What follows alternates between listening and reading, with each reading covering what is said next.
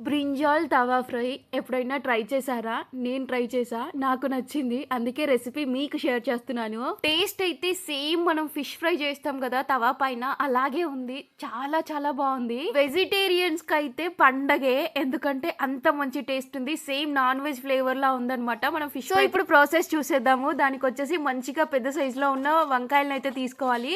అవి తీసుకొని రౌండ్ గా కట్ చేసుకొని సాల్ట్ వాటర్ లో వేసేసుకోవాలి. ఇవి పక్కన పెట్టేసి ఒక ప్లేట్ లో శనగపిండి ఒక కప్పు, కారం ఒక టేబుల్ స్పూను, ధనియాల పొడి ఒక టేబుల్ స్పూను, సాల్ట్ టేస్ట్ కి తగినంతగా వేసేసుకొని కొంచెం అల్లం వెల్లుల్లి పేస్ట్ వేసుకోవాలి. దీనిని మంచిగా మిక్స్ చేసేసి ఆ ముక్కలు ఏవైతే ఉన్నాయో ఇందాక కట్ చేసుకొని పెట్టుకున్న ఆ వంకాయ ముక్కల్ని రెండు సైడ్ల మంచిగా పిండిలో ఒత్తుకొని వాటిని పక్కన పెట్టేసుకొని స్టవ్ పైన పేనం పెట్టేసుకోవాలి.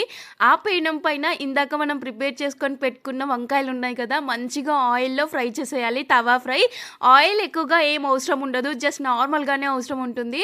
రెండు వైపులా తిప్పి దూరగా కాల్చుకోవాలి. మంచి టేస్ట్ వస్తుంది. చాలా సింపుల్ రెసిపీ, ఎవరైనా ఫిదా అవ్వాల్సిందే, అంత బాగుంది. టేస్ట్ అయితే నాకు నచ్చింది. అండ్ పక్కా ట్రై చేసేయండి. దీన్ని మంచిగా రెండు సైడ్లా కాల్ చేసుకొని సర్వ్ చేసుకోవడమే. ఎంత బాగుంది తెలుసా, చాలా బాగుంది. నాకెందుకో వేడిగా ఉన్నప్పుడు దానికంటే చల్లారినాక చాలా మంచిగా అనిపించింది. టేస్ట్ అయితే కొంచెం సాఫ్ట్గా టేస్టీగా ఫిష్ ఫ్రై లాగే అనిపించింది.